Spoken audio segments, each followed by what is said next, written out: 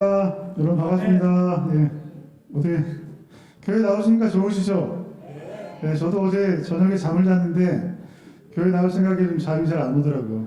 저희 와이프도 새벽까지 막 잠을 못 자면서 뒤척뒤척 하더니 아침에 잠 잘 못 잤다고.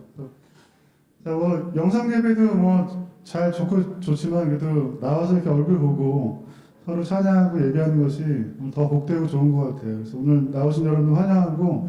자, 예배 전에 짧게 두 곡 찬양한 후에 예배 시작하도록 하겠습니다. 하나님께서 당신을 통해 찬양과 그 사랑 얼마나 찬양 두 곡 부르고 예배 드리도록 하겠습니다.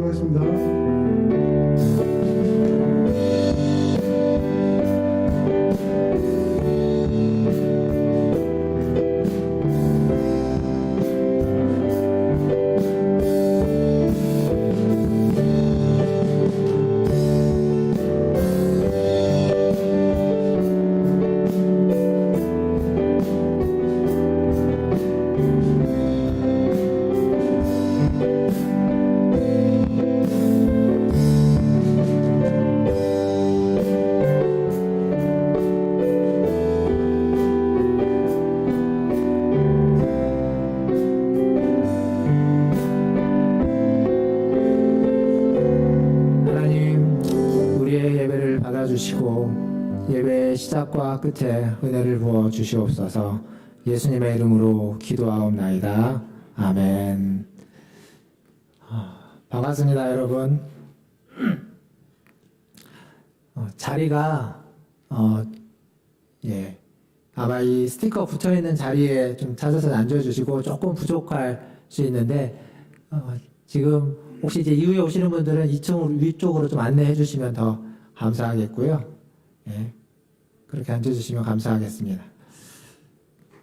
한 10주 만에 저희가 다시 얼굴을 보면서 예배를 드리게 됐습니다. 그동안 평안하셨죠? 예, 10주 동안 많은 일들이 있었는데 지금 이 자리에는 안 계시지만 다 아시다시피 김영건 집사님 또 쓰러지셨다가 건강하게 회복하셔서 오늘 9시에 예배 저쪽에 오셔서 이전과 다름없는 똑같은 모습으로 오셔서 예배 드리고 들어가셨습니다. 감사하고 우리 성도님들의 기도가 있었기에 또 잘 회복되는 줄 믿습니다. 또 뭐 광고에도 있지만 노근성 권사님 퇴원하셨지만 계속 기도해 주시고 또 우리 그 외에도 건강이 또 여의치 않은 우리 성도님들이 있는데 항상 서로 기도해 주시면 좋겠습니다. 오늘 이 예배에 나오신 우리 모든 성도님들을 환영하고 축복하고 또 예배를 통해서 하나님의 사랑과 또 하나님의 은혜가 다시 한번 우리의 마음 가운데 가득 부어지는 시간이 되기를 바라겠습니다. 그렇게 함께 하나님을 예배하기를 바랍니다. 다 함께 일어나셔서 찬양하심으로 주일 2부 예배를 하나님 앞에 드리겠습니다.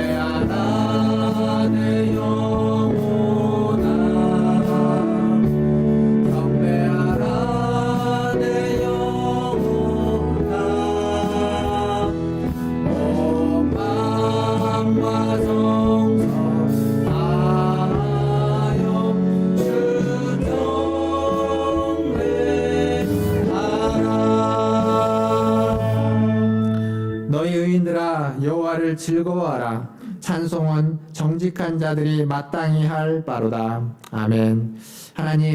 하나님의 부르심을 받고 하나님을 찬송하며 하나님을 즐거워하며 하나님을 예배하기 위해서 이 자리에 모였습니다. 주님 이 자리에 임재하여 주시고 우리의 찬송을, 우리의 기쁨을, 우리의 예배를 받아 주시옵소서.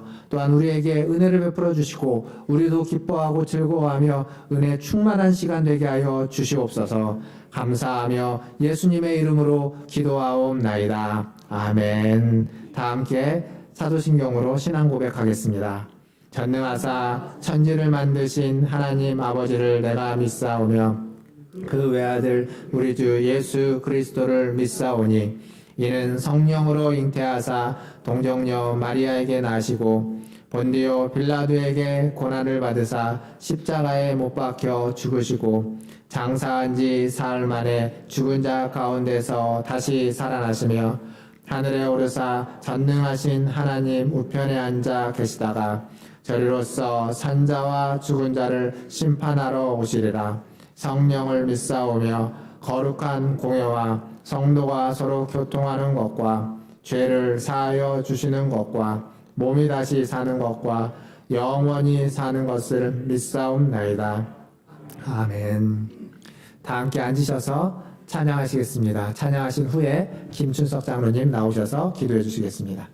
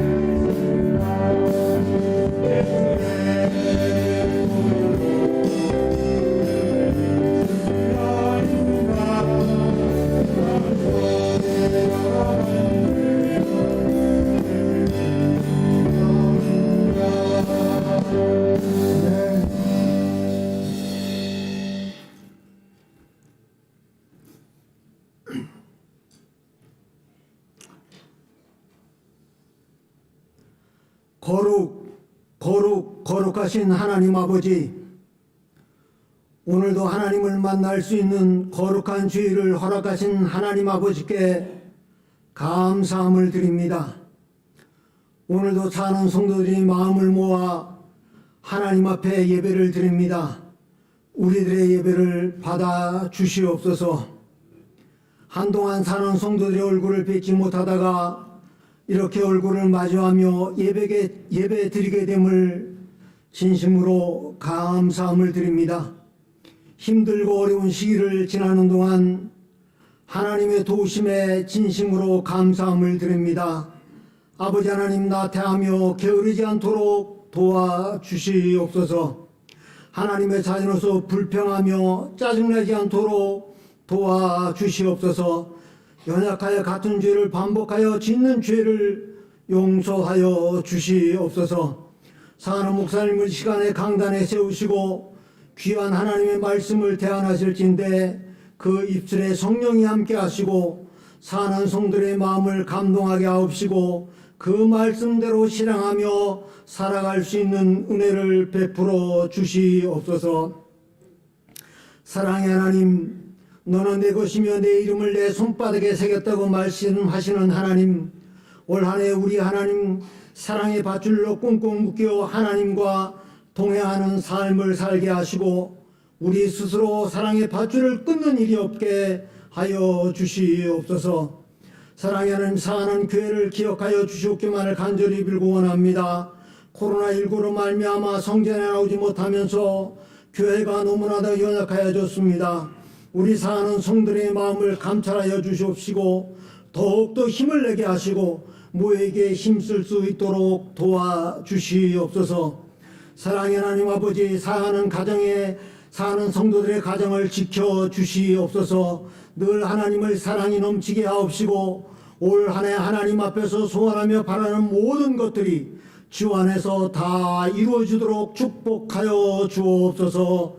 직장 문제, 사업장의 문제, 건강 문제, 가족간의 문제가 주 안에서 형통하게 하여 주시옵소서. 사랑의 하나님, 이 시간 슬픔을 당한 우리 최명자 권사님의 가정을 기억하여 주옵시고 하나님의 위로가 더하게 하여 주옵소서. 또 아버지 하나님의 사는 성도 중에 아버지 하나님이여 병마로 인하여 심히 힘들고 어려워하는 성도들이 있습니다. 하나님, 그들의 몸에 우리 주님께서 피 묻은 손으로 안수하시고 진찰하여 주셔서 깨끗함을 얻게 하여 주시고 모두 다 한자리에 모여 하나님을 찬양하며 하나님 앞에 예배드릴 수 있는 귀한 은혜도 허락하여 주옵소서. 사랑의 하나님, 이 시간 코로나19로 말미암아 고생하는 많은 의사와 간호사, 방역당국, 환자와 그의 가족들, 코로나19로 말미암아 사망하는 가족들 위에도 하나님의 위로가 더하게 하여 주옵소서. 백신이 정상적으로 공급되어 이 어려운 시기가 빨리 종료될 수 있도록 도와주옵소서. 우리나라가 경제적으로도 심히 어려움을 겪고 있습니다. 하나님 아버지여, 도와주셔서 모든 경제가 원활하게 돌아갈 수 있는 귀한 은혜도 허락하여 주옵소서. 예배를 돕는 손길 위에도 하나님 은혜가 더하게 하시고 감사하는 마음으로 잘 감당하게 하여 주옵소서. 예배를 시작했습니다. 마치는 시간까지 하나님에게만 집중할 수 있도록 도와주시고 은혜 충만하게 하여 주시옵소서. 사랑이 많으신 예수 그리스도의 이름으로 감사하며 기도하옵나이다. 아멘.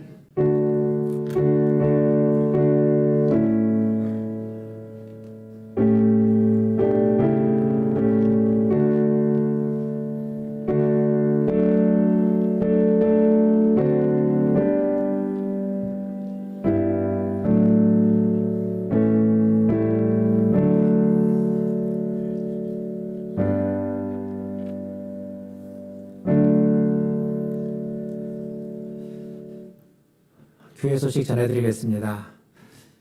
주일 예배를 이렇게 또 만나서 예배드릴 수 있어서 너무 감사합니다. 다 오랜만에 뵙는 얼굴들이지만 또 우리 멀리 안산에서 오신 집사님 권사님도 계시고 문대현 집사님도 오셨고 또 우리 못 보던 얼굴도 또 새로 오신 어르신도 계십니다. 이 예배 가운데 오신 모든 분들을 다시 한번 환영하고 축복합니다.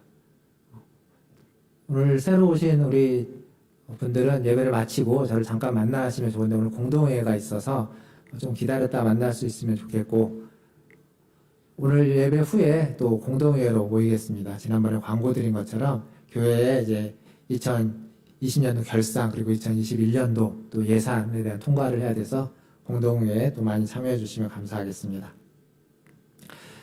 그리고 일려전도에 원래 광고가 있는데 저희가 이제 넷째 주에 모든 기관이 다 원래를 합니다. 근데 따로 요청을 해주신 전도에만 광고에 올라와 있는데 다른 데도 아마 다음 주에 또 준비가 되셨으면 다른 기관들도 원래로 예배 후에 모이시면 감사하겠습니다. 그리고 세례교인 헌금 총회에서 시행하는 세례교인 헌금이 지난 1월달 말에 했어야 되는데 저희가 모이지 못한 관계로 다음 주에 세례교인 헌금을 하도록 하겠습니다. 세례교인이신 분들은 아마 주보 사이에 헌금 봉투가 있을 텐데 사용하셔서 다음 주에 세례교인 헌금을 봉헌해 주시면 감사하겠습니다. 이제 벌써 3월이죠. 3월 1일부터 작년에 1년 연초까지 해서 저희가 성경통독을 했는데 다시 또 성경통독을 시작하려고 합니다. 3월 1일부터 함께 참여해 주시고 지금 아마 카톡방에 부구별로 성경통독 하시는 분들이 계시는데 혹시 이제 안 하시는 분들도 거기에 같이 계셔서 이번에는 따로 이제 성경통독을 좀 더 하시는 분들을 모아서 함께 하려고 합니다. 그래서 카톡방에 우리 교역자분들께 신청을 해주시면 함께 하시는 분들도 따로 이렇게 공간을 마련해서 성경통독을 같이 하고 물론 다른 성도님들도 같이 할 수 있도록 함께 병행하도록 하겠습니다. 그러니까 참여를 희망하시는 분들은 교역자에게 꼭 알려주시면 감사하겠습니다. 더불어서 지난 구약성경 통독하신 분들 한 2주 전인가요? 광고를 한번 했죠. 그래서 38분 저희가 함께 했는데 38분 작은 선물을 하나 준비를 했습니다. 사무실에 작은 선물이 준비되어 있는데 그 38분에 해당되시는 분들은 사무실에서 하나씩 받아가 주시면 좋겠고 물론 개별적으로 성경 통독을 많이 하신 분들이 계시는 줄 압니다. 또 개별적으로 성경 통독하면서 받으시는 은혜는 또 그 은혜로 누리시기를 바라겠습니다. 그리고 교구동정입니다. 우리 곧 윤채병 성도님, 최문세 원사님 남편분께서 이제 투병 생활 하시다가 지난주에 하나님의 부르심을 받았습니다. 근데 이제 장례가 그저께 끝났는데 최문세 원사님이 어제 전화를 주셔서 장례 동안 많은 분들을 만나서 혹시라도 이제 염려가 된다고 자녀분들도 한 주는 교회를 좀 쉬시고 다음 주에 교회를 가시면 좋겠다라고 하셔서 오늘은 이 자리에 함께하지 못했습니다. 다음 주에 오시면 많은 위로의 말씀 전해주시면 감사하겠습니다. 그리고 우리 노건상 원사님 입원하셔서 수술 받으시고 퇴원을 하셨습니다. 또 잘 회복될 수 있도록 기도해 주시면 감사하겠습니다. 더불어서 우리 문학순 목사님 지난 주간에 이제 신대원 졸업식인데 식은 못했는데 졸업은 했습니다. 보시면 많이 축하해 주시고 또 목사님 앞길을 위해서도 기도해 주시면 감사하겠습니다. 다른 광고는 주보를 참고해 주시고 하나님 말씀 보겠습니다.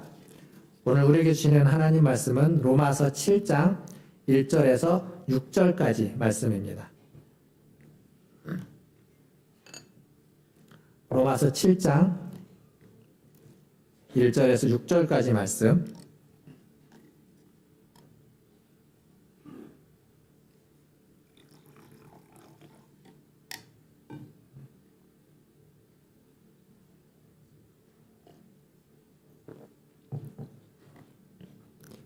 다 찾으셨으면 저와 한 절씩 교독하여 보도록 하겠습니다. 제가 먼저 1절 읽겠습니다.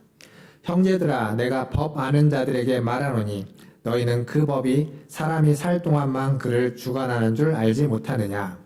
남편 있는 여인이 그 남편 생전에는 법으로 그에게 매인받으나 만일 그 남편이 죽으면 남편의 법에서 벗어나느니라. 그러므로 만일 그 남편 생전에 다른 남자에게 가면 음녀라. 그러나 만일 남편이 죽으면 그 법에서 자유롭게 되나니 다른 남자에게 갈지라도 음녀가 되지 아니하느니라. 그러므로 내 형제들아 그리스도의 몸으로 말미암아 율법에 대하여 죽임을 당하였으니 이는 다르니 곧 죽은 자 가운데서 살아나신 이에게 가서 우리가 하나님을 위하여 열매를 맺게 하려 함이라. 우리가 육신에 있을 때에는 율법으로 말미암는 죄의 정욕이 우리 지체 중에 역사하여 우리로 사망을 위하여 열매를 맺게 하였더니 이제는 우리가 얽매였던 것에 대하여 죽었으므로 율법에서 벗어났으니 이러므로 우리가 영의 새로운 것으로 섬길 것이요 율법 조문에 묵은 것으로 아니할지니라. 아멘. 예, 우리가 좀 띄엄띄엄 앉아있긴 하지만 그래도 옆에 계신 분들, 앞쪽에 계신 분들 보시면서 인사하겠습니다. 사랑합니다. 축복합니다. 반갑습니다. 지난 10주간 많은 일들이 있었죠. 해가 바뀌었고, 그리고 굉장히 추운 또 한파가 몰아쳤었고, 또 아프신 분들이 계셨고, 또 이사하신 분도 계시고, 많은 일들이 있었습니다. 교회도 여러 가지 많은 일들이 있었습니다. 최근에 그 미국에서 기상인파로 미국 그 전국의 3분의 2가 눈에 덮였다고 합니다. 그래서 뭐 정전의 단수에 굉장히 큰 지금 난리통이라고 하는데, 심지어는 미국 인구의 3분의 2에 해당하는 그 2억만 명에게 한파 재난 경고 문자가 다 갔다고 합니다.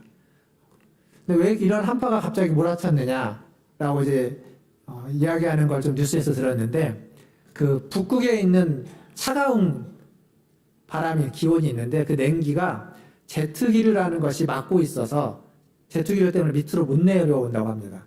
근데 지구온난화 때문에 날씨가 따뜻해지니까 이 제트기류가 약화된 거예요. 제트기류가 약화돼가지고 그 냉기가 밑으로 내려와서 미국 그 전역의 70%, 국토의 70% 이상이나 되는 곳에 한파가 몰아쳤다고 합니다. 이 지구온난화를 생각하면 기본적으로 여름에 덥고 지구가 따뜻해지니까 어떤 더위에 대한 이야기를 많이 들었는데, 이 온난화 때문에 한파가 올 수도 있구나라는 걸 이번에 저도 알게 됐습니다. 그러니까 우리가 생각하는 것처럼 자연이 그렇게 단순하지 않은 거죠. 이 온난화 때문에 더운 날씨만 온다라고 생각했는데 반대로 온난화 때문에 한파도 몰아칠 수 있다라는 걸 보면서 우리가 겪고 있는 이 세상의 일들이 참 그렇게 순탄치 않다. 우리나라에도 한파가 지난 겨울에 왔을 때 영하 한낮에 해가 떴는데, 이렇게 밖에 이제 해가 떠 있는데 밖에 기온이 영하 12도 이렇게 되더라고요. 12도, 15도 이렇게 되는 일이 굉장히 며칠간 오랫동안 계속되면서 아마 여러분들 집이나 여러 곳곳에 한파 때문에 동파가 많이 됐을 겁니다. 교회도 주방에 동파가 되지 않기 위해서 열심히 노력했는데 동파는 되지 않았는데 이제 누수는 생겨서 누수 공사도 하고 여러 가지 일을 했었죠. 그 사람이 자연의 이 어떤 크기 앞에 굉장히 무력함을 느낄 때가 많이 있습니다. 이런 한파가 올 때, 혹은 폭우가 쏟아질 때, 때로는 사람이 우주선을 보내가지고 화성 지금 탐사하는 것 때문에도 기사가 나오고 있긴 하지만, 그렇게 우주를 정복하고 자연을 정복한 것 같지만, 강한 바람이 불면 큰 건물이 흔들리고 무너질 위험에 직면하고, 이런 비와 폭우와 한파에 속절없이 큰 건물들이 물이 새고 또 한파에 동파되는 모습들을 보고 있습니다. 하나님이 만든 것과 사람이 만든 것의 차이가 이렇지 않을까라는 생각이 듭니다. 인간의 최대치의 노력이 하나님이 만든 자연의 어떤 일상적인 모습들보다 못하다는, 그것보다 강하지 않다는 것을 여기에서 발견할 수 있습니다. 그래서 우리는 그리스도 안에서, 하나님 안에서 살아가야만 합니다. 하나님 안에서 살아간다면 어떤 자연의 이러한 역습과 같은 어려움이 닥쳐오든, 혹은 우리가 자연을 정복한 것 같은 놀라운 일이 벌어지든, 그것에 하나의 일에 크게 기뻐하지도 크게 슬퍼하지도 낙담하지도 않고 일희일비하지 않고 살아갈 수 있을 겁니다. 그리스도 안에서 우리는 하나님의 보호를 받는 구원받은 백성이기 때문에 그렇죠. 오늘 이 말씀, 바울이 이야기하고 있는 이 말씀은 그렇게 하나님의 구원받은 백성으로 살아감에 있어서 우리에게 가장 큰 문제가 무엇인지를 바울은 오늘 말씀에서 지적해주고 있습니다. 분명히 제가 로마서 지금 계속 1장부터 보면서 5장, 6장을 거치면서 한 3번, 4번에 걸쳐서 반복해서 얘기했던 말씀이 뭐냐면, 우리는 죄에 대하여 죽고 하나님에 대하여 산 자다라는 말씀을 반복해서 드렸습니다. 그런데 실제로 우리가 경험하는 건 우리는 죄 앞에서 굉장히 무기력해집니다. 죄에 쉽게 넘어가고 우리의 삶이 그렇게 힘차지보다는 무기력할 때가 훨씬 많고, 바울의 고백적인 내용을 봐도 그러한 모습들이 있습니다. 오호라 나는 곤고한 사람이로다. 이런 고백을 하는 거죠. 근데 그렇게 만드는 게 뭐냐? 바울은 그것을 율법이라고 이야기합니다. 율법. 율법이 우리를 죄에 대하여 산 자요, 하나님에 대해서 죄에 대하여 죽은 자요, 하나님에 대하여 산 자로 만들지 못하게 하는데 이 율법이 작용을 한다는 겁니다. 그래서 오늘은 이 율법에 대해서 좀 같이 생각해 보려고 합니다. 율법이 무엇인지, 율법을 왜 주셨는지, 어떻게 이 율법에서 우리가 자유를 누릴 수 있는지를 생각해 보려고 합니다. 로마서 7장과 그리고 8장까지 이어지는 동안 바울은 율법, 그리고 혹은 성경의 계명, 혹은 어떤 조문 이렇게 표현되어지는 다 같은 것을 이야기하는데 그것을 30번 이상 사용하고 있습니다. 즉 지금 율법에 대해서 아주 심도 있게 이야기하고 있는 거죠. 그런데 이렇게 많이 사용하고 있는 율법이 부정적으로만 사용하고 있지 않습니다. 앞에서 바울은 율법을 아주 부정적으로 사용했습니다. 율법으로는 하나님의 의롭게 될 수 없고 율법은 우리를 죄짓게 하고 우리를 얽매이는 것이다라고 하면서 아주 부정적으로만 사용했는데 오늘 우리가 읽었던 본문에 오면 그렇지 않습니다. 여기에서도 물론 부정적으로도 이야기합니다. 율법 때문에 죄가 살아나고 나는 죽었다라고 7장 9절에서 이야기하고 10절에 가보면 계명으로 말미암아 죄가 기회를 엿봐서 우리에게 들어와서 우리를 속인다라고 하면서 아주 율법이 교묘하게 우리를 넘어뜨리고 있음을 이야기합니다. 그런데 12절에 가면 율법은 거룩하고 의롭고 선하다라고 또 이야기합니다. 그러니까 오락가락 하는 것처럼 보입니다. 애매하게 이야기합니다. 왜 그럴까요? 도대체 율법이 무엇이기에 왜 이렇게 바울이 애매하게 이야기하고 있을까요? 바울은 이 율법을 이해하기 위해서 율법과의 관계를 잘 설명하기 위해서 오늘 말씀에서 한 비유를 들어 설명합니다. 그게 뭐냐면 결혼입니다. 결혼관계, 부부관계의 비유를 들어서 이야기하죠. 1절에서 3절의 내용이 그겁니다. 한마디로 이야기하면 이겁니다. 한 부부가 있는데 부부는 결혼을 하는 거죠. 결혼을 하면 결혼의 어떤 법 아래, 결혼의 규정 아래에서 살게 되는 겁니다. 그래서 결혼의 법에 위배되는 분류를 하거나 외도를 하거나 혹은 폭행을 하거나 어떤 방임을 하면 그 결혼의 법에 의해서 판단받게 되고 혹은 처벌받게 되고 심판받게 되는 겁니다. 근데 만약 부부 중에 한 사람이 죽는다면 어떻게 될까요? 부부 중에 한 사람이 죽는다면 더 이상 결혼의 법 아래 머물러 있지 않게 되는 겁니다. 그 모든 법적인 구속에서 자유케 되는 거죠. 더 이상 법 아래 있는 사람이 되지 않습니다. 죽었기 때문에. 성경만 이런 것이 아니라 우리가 살고 있는 세상의 법도 실정법도 마찬가지입니다. 어떤 사람이 죄를 지었고 그 죄에 대해서 이제 구속을 하고 심판을 받는 과정 중에 그 재판을 하는 중에 만약에 이 사람이 사망을 하게 되면 더 이상 그 재판을 하지 않습니다. 거기에서 그치는 겁니다.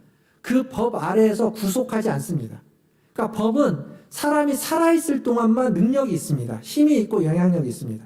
죽으면 그 법은 힘도 영향력도 구속력도 사라지게 되는 겁니다. 자유케 되는 거죠. 죽은 자는 법적 구속에서 자유케 되는 겁니다. 오늘 우리가 읽었던 본문 7장 4절에 바울은 또 이렇게 이야기합니다. 그러므로 내 형제들아 너희도 그리스도의 몸으로 말미암아 율법에 대하여 죽임을 당하였으니 율법에 대해서 죽임을 당했다라고 이야기합니다. 여기서 우리가 주목할 건 뭐냐면 율법이 죽어서 사라졌다는 얘기가 아닙니다. 율법은 그대로 있는데 율법에 대해서 우리가 죽었다는 겁니다. 우리가. 그래서 그 율법은 여전히 존재하고 있지만 그 율법에 더 이상 구속받지 않는 것, 제한받지 않는다라는 얘기를 지금 바울은 하고 있습니다. 그런데 거기서 끝나는 것이 아니라 율법에 대하여 죽임을 당하였으니 이는 다른 이, 곧 죽은 자 가운데서 살아나신 이에게 가서 우리가 하나님을 위하여 열매를 맺게 하려 함이라. 율법에 대하여는 죽임을 당하였고 그리스도로 말미암아 부활하신 그리스도로 말미암아 우리도 살아나서 그 그리스도께로 간다는 겁니다. 무슨 얘기냐면 이전에는 율법과 우리가 결혼 관계에 있었습니다. 율법이 우리의 배우자였습니다. 그런데 그 관계에서 우리가 죽음으로써 그 관계가 깨어졌습니다.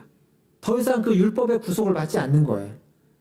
근데 죽는 걸로 끝나는 것이 아니라 우리가 그리스도와 함께 죽었고 그리스도가 살아남으로써 그리스도와 함께 살아나서 새로운 결혼 관계를 맺었는데 누구와 결혼 관계를 맺었냐면 그리스도와 결혼 관계를 맺었다는 겁니다. 이전에는 우리가 율법의 배우자였지만 이제 우리는 그리스도의 배우자가 되었다는 거죠.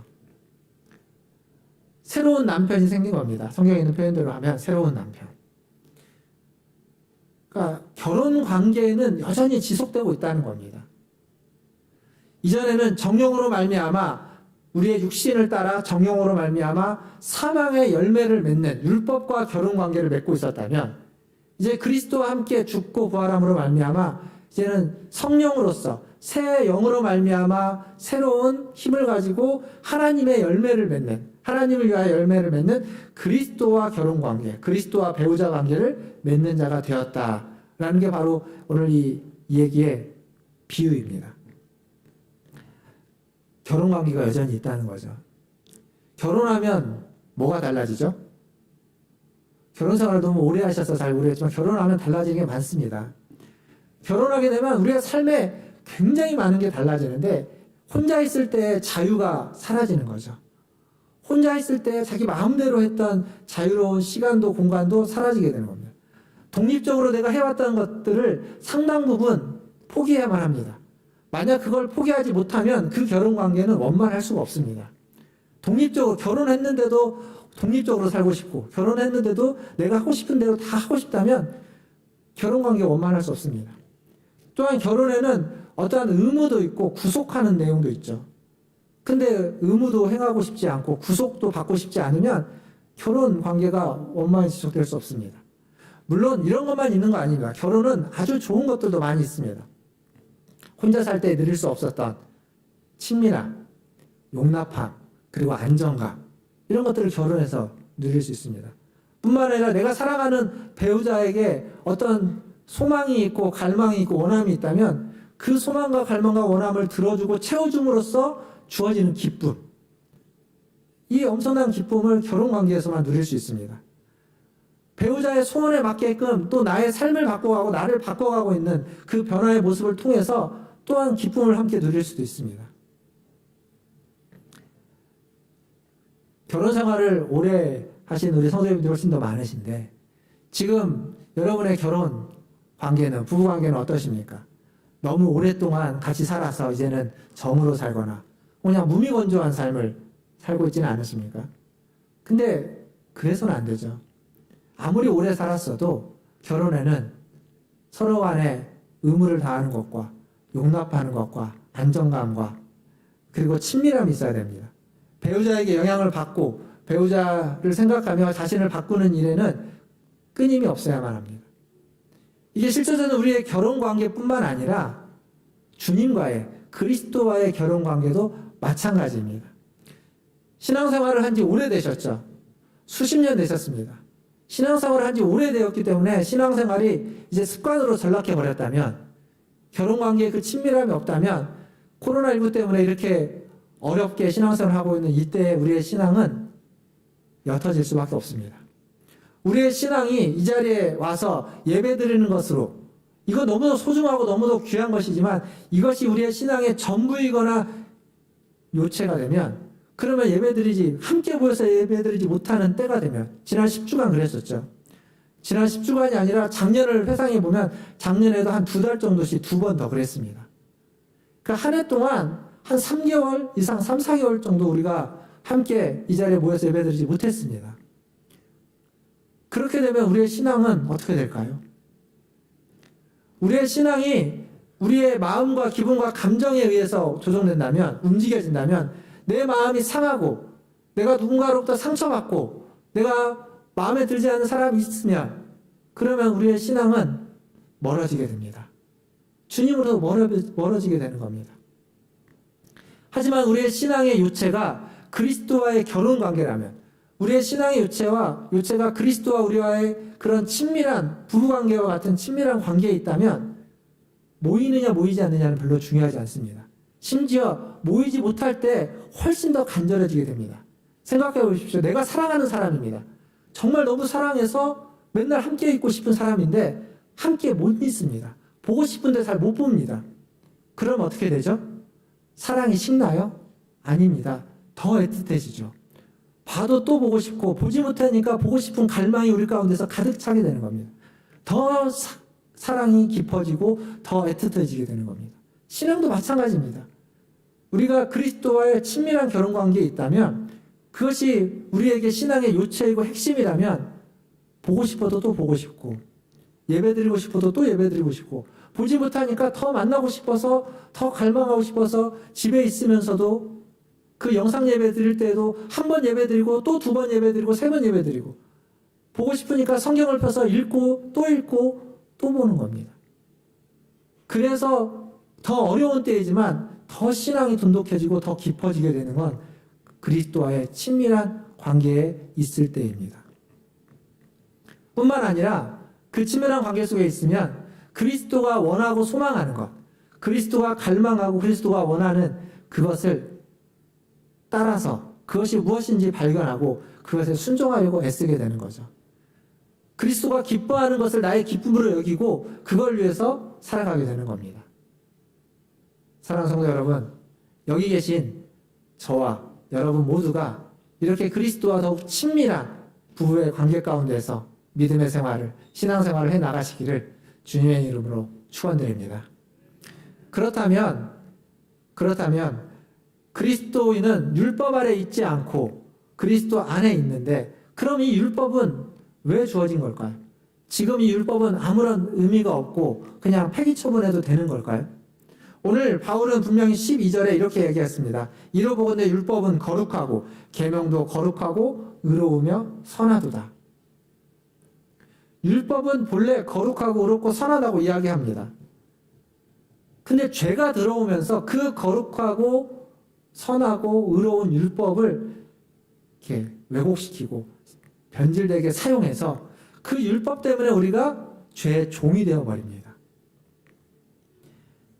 죄는 율법을 올가미로 사용해가지고 우리를 꼼짝달싹 못하게 하는 겁니다. 그래서 율법에 중독되고 율법적인 신앙생활을 하게 되는 거죠. 그러면 어떻게 되냐면 율법적인 신앙생활을 하게 되면 해야 될 일과 하지 말아야 될 일을 구분하기 시작합니다. 해야 될 일과 하지 말아야 될 일을 구분하고 그래서 그것을 철저하게 이게 철저하게 지키는 게 나쁜 게 아니에요. 주에 가서 말씀드리겠지만 그것이 철저하게 지키려고 노력하고 근데 그것에 대해서 끊임없이 비판받고 비판하고 판단됩니다. 옳고 그름을 분별하다 보니까 그 분별을 해서 나에게만이 아니라 다른 사람들에서 하지 말아야 될 거 해야만 하는 일로 그 사람들을 얽매이기 시작합니다. 그리고 우리도 그것에 얽매여 버리게 됩니다. 그러면 신앙생활이 기쁨이 없습니다. 자유가 없습니다. 무엇인가 딱 얽매여서 살아갈 수밖에 없게 되는 거죠. 앞에서 말한 것처럼 우리는 율법에 대하여 죽었습니다. 그 율법에서 해방됐다는 얘기입니다. 우리의 능력으로 된 게 아니죠. 율법에서 해방되는 건 죽는 건데 죽었으면 우리는 끝나버리는 거니까 우리의 능력으로 그것을 얻을 수 있는 것이 아니라 그리스도와 함께 그리스도가 죽음으로써 우리는 율법에 대해서 해방됐고 그리스도가 부활하심으로 우리는 새로운 그리스도를 배우자로 모시게 됐다는 겁니다. 즉 우리의 무능함 때문에 우리는 율법에 대해서 자유할 수 있게 됐습니다. 그래서 우리의 무능함과 우리의 부족함은 우리에게 신앙에 있어서 부끄러운 게 아닙니다.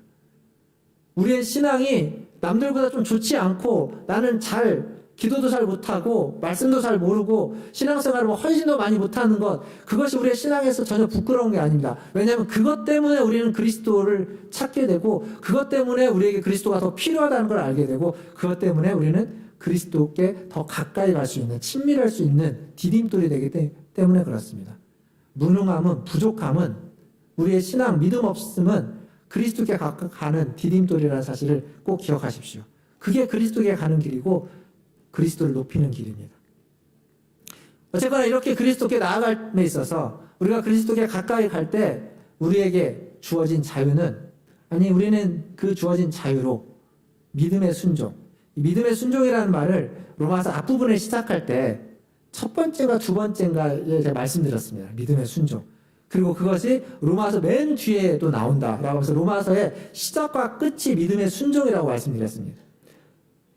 우리에게 주어진 그 자유로 우리가 해야만 하는 건 이 믿음의 순종입니다. 자발적인 순종. 믿음으로 순종하고 자발적으로 순종함에 있어서 율법이 사용되는 거죠. 율법이 필요한 겁니다. 왜 그러냐면 율법 안에는 분명히 하나님의 원하시는 것들이 담겨져 있습니다. 하나님의 갈망, 하나님의 소원이 거기에 있습니다. 하나님이 어떠한 분인지 율법 안에 다 응축되어 있습니다. 그리고 하나님 우리에게 무엇을 원하시는지도 율법 안에 다 담겨져 있습니다. 그래서 율법을 통해서 우리는 하나님의 열망과 소망과 갈망을 알게 되고, 그리고 그 열망과 소망과 갈망에 우리가 부응하는 겁니다. 율법을 지침으로 삼아서. 그 안에는 하나님의 순전함, 하나님의 고결함, 하나님의 사랑이 담겨져 있고, 그것을 이루어갈 때 하나님이 기뻐하신다는 것을 우리가 알기에 하나님의 기쁨을 위해서 우리가 그 율법의 말씀에 순종해 가는 거죠. 이전의 율법은 성경에 여기 표현대로 조문으로 쓰여진 이 율법이라고 하는 율법은 노예계약서 같은 겁니다. 그래서 그 계약서 안에 조항들이 있는데 그걸 어기면 그 계약은 파기되는 거죠. 계약을 어기면 파기되는 겁니다. 이전의 율법은 그랬습니다. 그래서 율법에 순종하는 게 파기될까 봐 두려우니까, 하나님과의 관계가 깨어질까 봐 두려우니까, 하나님의 은혜를 못 받고 하나님의 축복을 받지 못할까 봐 두려워서 그 율법에 순종해만 했습니다. 그러니까 자꾸 그 조항에 얽매이게 되는 거죠. 그러나 지금의 율법은, 지금 우리가 순종하는 율법은 그렇지 않습니다. 그것을 하지 않는다고 해서 하나님과 우리와의 관계가, 그리스도와 우리와의 부부 간의 관계가, 사랑의 관계가 절대 깨어지지 않습니다. 아무런 영향을 주지 않습니다. 그러나 그 율법 안에 하나님의 갈망과 열망과 소망, 우리를 향한 하나님의 또 마음이 있다는 걸 알기에, 그러면 내가 사랑하는 배우자가, 내가 사랑하는 하나님이 그걸 원한다면, 그렇다면 그걸 위해서 내가 순종하는 겁니다. 그 하나님의 기쁨을 위해서 나를 변화시켜 가는 겁니다. 이게 우리 율법에게 필요한 겁니다. 오늘 설교 제목이 뭔지 아십니까? 설교 제목을 보시면 주보에 사랑의 위시리스트라고 해놨습니다. 원래 어제 오후 때까지, 저녁 때까지 설교 제목은 탈율법이었습니다. 탈율법. 율법에서 벗어나기. 율법을 극복하기. 이거였습니다. 근데 말씀을 다시 준비하고 마무리하면서 이 위시리스트라는 말이 딱 떠올랐습니다. 위시리스트는 뭐냐면 내가 갖고 싶은 어떤 물건들의 목록입니다. 사고 싶은 물건들의 목록. 그리고 그와 비슷한 또 리스트가 있는데 버킷리스트라고 하는 게 있습니다. 버킷리스트. 그건 뭐냐면 내가 하고 싶은 일들의 목록. 뭐 둘 다 뭐 내가 하고 싶고 내가 갖고 싶은 것들입니다. 그런 목록이죠. 이 율법은 하나님의 사랑의 위시리스트 같은 겁니다. 우리에게 원하는 하나님의 위시리스트. 하나님이 우리에게 원하는 목록들인 거죠. 그걸 내가 안 했다고 해서 하나님 우리를 덜 사랑하거나 그 사랑이 파기되는 건 아니지만, 하나님이 나에게 원하는 것이 이거구나. 여러분이 사랑하는 사람이 갖고 싶은 게 있습니다. 뭔가 갖고 싶은 게 있는데 그걸 압니다. 그러면 그게 그냥 쉽게 어느 아주 비싼 물건이라면 그걸 하나 사주기 위해서 내가 열심히 돈을 벌고 돈을 모으고 열심히 노력을 하는 것, 그게 지겨운가요? 그게 힘들까요? 그 순간도 기쁠 겁니다. 그 열심히 노력하고 조금씩 모아가지고 이제 이 물건을 사기 위해서 10% 모으고 20% 모을 때마다 기쁨일 겁니다. 그걸 모을 수 있는 기회가 있고 벌 수 있는, 일할 수 있는 게 있다면 그것 자체가 기쁨이고 감사일 겁니다.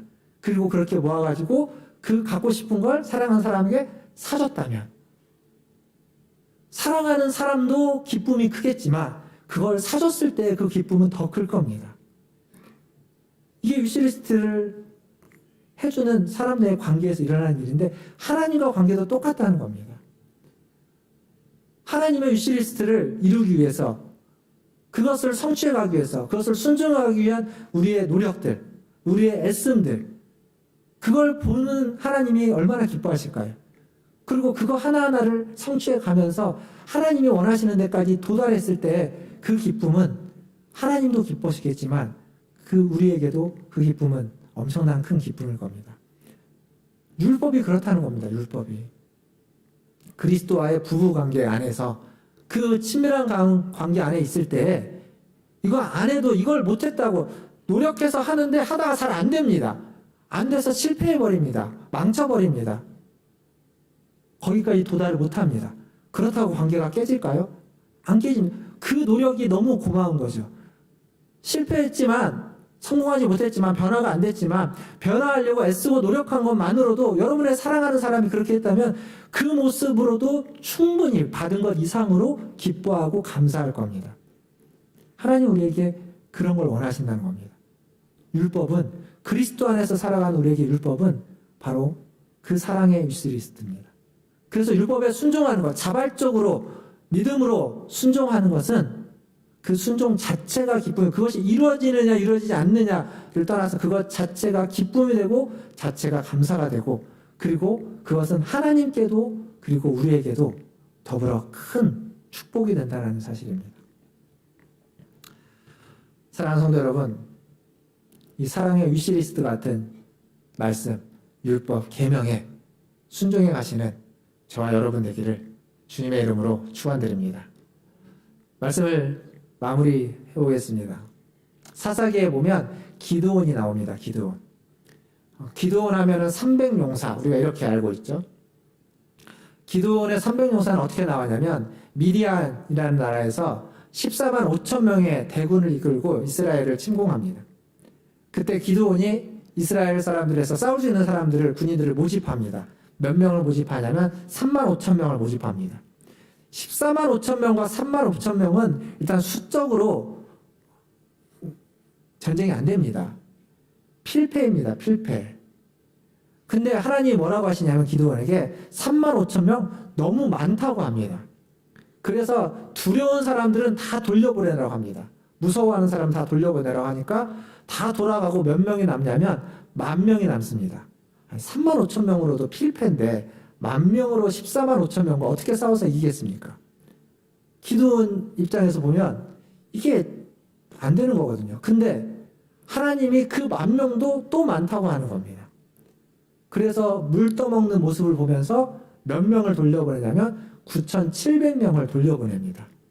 그리고 300명만 남았습니다.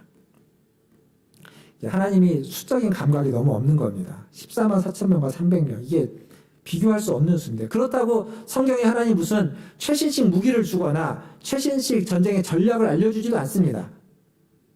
왜 그럴까요? 도대체 왜 그렇게까지 300명으로 줄여서 그 전쟁을 하게 하는 걸까요? 결과는 우리가 잘 압니다. 왜 그러냐면 이 싸움은 사람이 하는 싸움이 아니라는 걸 아주 확실하게 보여주기 위한 겁니다. 이런 예가 성경에 여러 번 많이 나옵니다. 하나 더 간단히 말씀드리면 아브라함이 이삭을 얻었던 일도 마찬가지입니다. 아브라함은 하나님이 후사를 주겠다는 약속을 받았지만 후사가 없자 엘리에섹이라는 그 종을 양자로 삼아서 후사를 삼으려고 합니다. 그때 하나님이 아니라고 하는 거죠. 그러자 양자는 안 되면 이제 하갈을 통해서 이스마엘을 낳아서 후사를 삼으려고 합니다.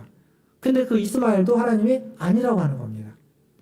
그리고 사라의 몸에서, 경수가 끊어진 지 오래된 사라의 몸에서 이삭을 낳게 하죠. 사람이 할 수 없는 일입니다.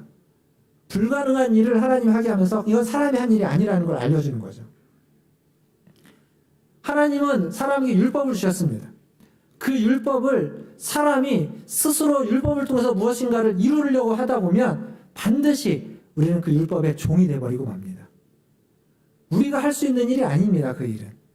그 율법을 하나님이 주신 거고 선하고 의롭고 거룩하고 아름다운 것인데, 근데 그걸 지키려고 하다 보면, 우리가 노력을 하다 보면 우리의 힘으로는 안 되는 겁니다. 그래서 율법의 종, 죄의 종으로 전락되어져 버리고 그 율법을 지켜 따라가는데 결과는 사망의 열매를 맺게 되는 결과에 이르게 되는 겁니다. 그러나 그리스도 안에 있으면 달라집니다.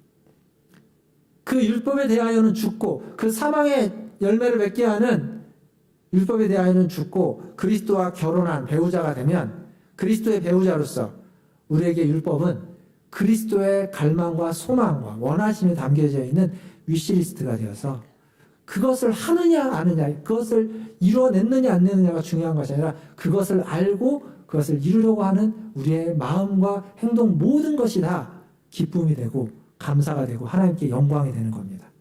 하나님과 관계는 변함이 없습니다. 있어서 기쁜 것이 아니라, 그걸 이루어서 기쁜 것이 아니라, 그것과 상관이 없지만, 사랑의 관계는 변화가 없지만, 그것을 하고자 하는 그 마음의 자세와 태도와 노력과 기도가 하나님께 기쁨이 되고, 그 하나님께 기쁨이 된다는 걸 아는 우리는 더 기쁜 마음으로, 그것이 아무리 고되고 아무리 힘들어도, 아무리 나의 것을 희생하는 것이라 할지라도 희생하고 섬기고 참고 인내하고 견디게 되는 거죠. 그래서 둘 모두에게, 하나님과 우리 모두에게 이전과는 비교할 수 없는 큰 기쁨을 율법에 순종함으로써, 믿음으로 순종함으로써 우리는 얻게 되는 겁니다. 사랑하는 성도 여러분, 우리 모두는 그리스도의 배우자입니다. 그리스도의 배우자로서, 그리스도의 신부로서 그 배우자와 함께 사랑하며 알콩달콩 살아야 되지 않겠습니까? 성령이 주시는 새 마음과 새 힘으로 사랑을 합니다.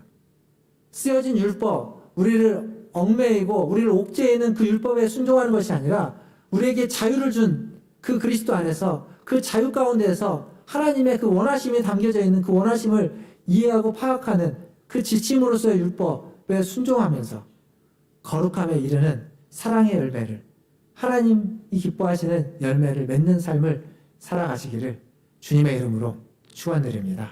우리 함께 기도하겠습니다. 시간 기도하실 때 오늘 말씀을 좀 기억해 주십시오. 율법은 우리를 얽매이는 것이 아닙니다.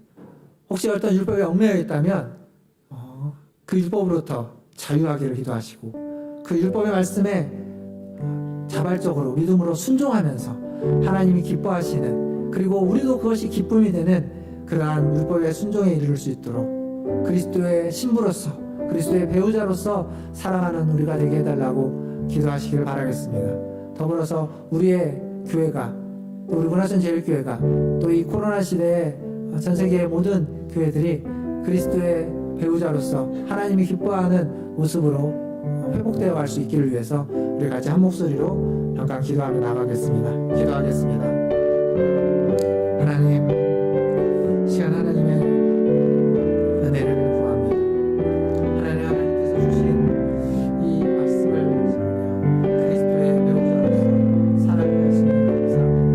그리스도께 받은 그 사랑, 하나님의 십자가에 죽고 그 부활하심으로 우리를 죽고 부활시켜서 율법으로부터 우리를 얽매이는 모든 것들로부터 우리를 자유케 하시고,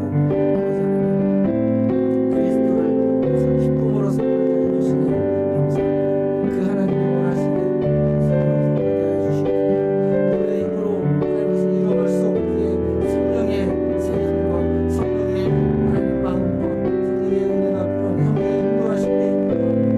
성령께서 우리를 인도하시고 성령으로 우리를 채워주시고 성령으로 우리를 부어주셔서 하나님의 그 열망, 하나님의 열망을, 하나님의 소망을 세워갈 수 있는 우리 모두가 되게 하여 주시옵소서. 하나님, 때로 아버지를 심판하고 어려울 때에도, 아버지 하나님 그것이 충분히 이루지 못할 때에도 아버지 하나님 나아갈 수 있도록 주님 주시옵소서. 하나님, 우리를 그리스도의 배우자로 불러주시니 감사합니다. 우리는 그리스도의 배우자다울 수 없는 자였지만, 그러기에 너무 허물이 많고, 그러기에 너무 부족하고, 그러기에 너무 악했지만, 하나님, 그런 우리를 위하여 죽고, 그래서 자유를 주시고, 이제 그 자유로 그리스도의 배우자를 삼아주셔서 그리스도의 사랑 안에서 자유롭게 하나님 살아갈 수 있도록 허락하여 주시니 감사합니다. 이전에 우리를 얽어매던 그 모든 율법의 조문들은 다 내려놓고, 이제는 그 속에 담겨져 있는 하나님의 소원함과 하나님의 열망과 하나님의 갈망을 깨우쳐 사랑하는 하나님, 사랑하는 그리스도를 위해서, 아니 그 사랑하는 그리스도에게 기쁨이 되고 나도 그 안에 기쁨을 누리고자 그 말씀에 순종해가는, 그 말씀에 따라 희생해가는, 그 말씀을 따라 섬겨가는, 그 말씀에 따라 낮아져가는 우리 모든 성도들 되게 하여 주시옵소서. 그리스도의 배우자로, 그리스도의 신부로, 그리스도를 사랑하는 자로 우리를 부르고 세우셨사오니, 이 시대에 그것이 우리의 신앙의 요체가 되게 하시고 핵심이 되게 하시고 우리의 믿음의 본질로 삼게 하여 주시옵소서. 모든 것 주님께 의탁합니다. 오늘 예배 가운데 다시 한번 그리스도를 더 사랑하고 그 사랑을 더 깊이 있게 만들고 그리스도와 더 친밀하기를 소원하는 우리 성도들의 기도를 들어주시옵소서. 감사하며 예수님의 이름으로 기도하옵나이다. 아멘. 시간 다 함께 325장 찬양하시면서 준비하신 예물 하나님께 드리겠습니다.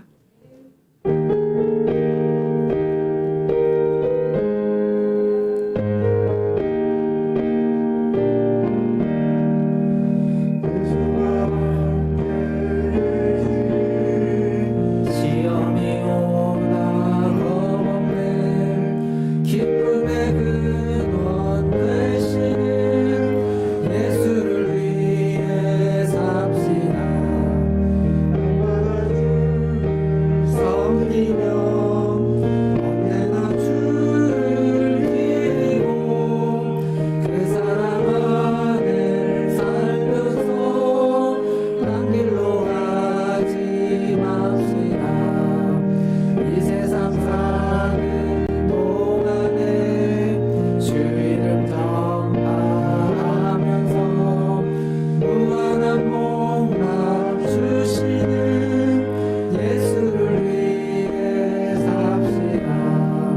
날마다 주를 섬기며 언제나 주를 기리고 그 사랑 안에 살면서 딴 길로 가지 맙시다. 이 세상 친구 없어도 예수는 나의 친구니 그 사랑을 버리고 예수를 위해 삽시다. 날마다 주를 섬기며 언제나 주를 기리고 그 사랑 안에 살면서 딴 길로 가지 맙시다. 주께서 심판하실 때 살다 칭찬하리니 이런 삶을 바꾸고 함께 일어나셔서 날마다 주를 섬기며 날마다 주를 섬기며 언제나 주를 기리고 그 사랑 안에 살면서 딴 길로 가지 날마다 주를 섬기며 날마다 주를 섬기며 언제나 주를 기리고 그 사랑 안에 살면서 딴 길로 가지 맙시다. 아멘. 우리 감사 나눔 제목이 있어서 또 안내해드리겠습니다. 우리 강유 장로님, 이송아 집사님, 또 가정에 우리 서정이가 대학 입시에 최종 합격했습니다. 세 군데나 합격해서 골라갈 정도라서 잘 됐습니다. 많이 축하해 주시고 여러분들의 기도가 있어서 감사하다고 함께 나누었습니다. 앞으로 대학생활 또 건강하게 잘할 수 있도록 많이 기도해 주시면 감사하겠습니다. 기도하겠습니다. 하나님 감사합니다. 우리의 삶의 여정에서 많은 중요한 일들이 있지만 하나님 우리 자라나는 심령들에게 대학에 아버지 하나님 들어가는 것 또한 아주 소중하고 귀한 여정입니다. 우리 서정이가 좋은 또 곳에 본인이 가고자 하는 곳에 합격하여서 그곳에서 본인의 꿈을 꾸며 본인의 꿈을 이루어갈 수 있도록 주님 허락하여 주시니 감사합니다. 그 모든 여정에 함께하여 주시고 하나님 기도하게 하여 주시고 그 기도를 통하여 하나님 꿈꾸는 것들이 이루어져가는 하나님 귀한 은혜를 허락하여 주시옵소서. 또한 우리 성도들 하나님 예배 때마다 하나님을 생각할 때마다 기도하며 꿈꾸는 기도의 제목들이 있는 줄 압니다. 그 기도의 제목들을 응답하여 주시고 하나님의 은혜 가운데서 기도했던 모든 것들이 우리가 기도하고 소망하고 생각했던 것보다 더 크고 아름답고 선하고 하나님 참된 것으로 허락하여 주시고 이루어 주시옵소서.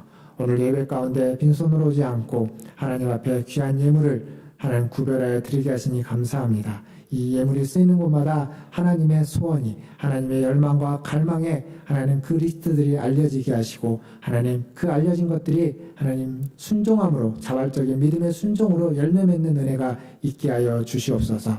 그래서 하늘의 뜻이, 하나님의 이름이 아버지는 더욱 높아지고 이루어져 갈 수 있는 은혜가 있게 하여 주옵소서. 하나님 예물을 드린 손길 위에 함께 하여 주시옵소서. 그 손길, 그 믿음의 여정 가운데도 함께 하셔서 하나님께서 주시는 마음을 가지고, 하나님의 소망함을 가지고 매일매일 살아가게 하시고, 그 속에 하나님의 위시리스트를 하나님 순종할 수 있는 여정이 되게 하여 주시옵소서. 힘들고 고단하고 어렵더라도 그 여정에 하나님 그 믿음에 순종을 해나갈 때 하나님 그 어려움 속에 기쁨이 있게 하시고, 하나님이 기뻐하는 것을 알고 함께 기뻐하게 하시고, 또 어려움보다는 하나님이 축복으로서 함께 해주셔서 그 축복이 더욱더 넘치고 풍성해져가는 은혜를 덧입혀 주시옵소서. 부디게 하여 드리지 못한 손길이 있다면 주님 기억하시고 그 손길에도 은혜를 베풀어 주셔서 믿음으로 하나님 앞에 드릴 수 있도록 하나님 복을 허락하여 주시고 믿음을 주시고 은혜를 덧입혀 주시옵소서. 모든 것을 주님의 손에 의탁하며, 지금은 우리를 죄에서 구원하여 주신 우리 구주 예수 그리스도의 은혜와 하나님 우리 아버지의 크신 사랑하심과 성령 하나님의 위로교통 충만케 하심이 오늘도 주님 앞에 나와 주님을 예배하며 하나님의 사랑의 위시리스트를 깨우쳐 알고 그것에 순종하고 헌신하고 희생하기를 기도하고 소원하고 다짐하는 우리 고개 숙인 문화천재일교회 모든 성도들 위해와 그들의 자녀손들과 가정과 직장과 일터 위에, 또 주의 복음을 들고 주의 뜻에 순종해가는 선교사님들과 사역자들 위해, 코로나19를 퇴치하기 위해서 애쓰는 전 세계 모든 보건당국과 의료진들과 연구진들 위해, 확진자들과 희생자들과 그의 가족들 위해 이제로부터 영원토록 함께 있을지어다. 아멘.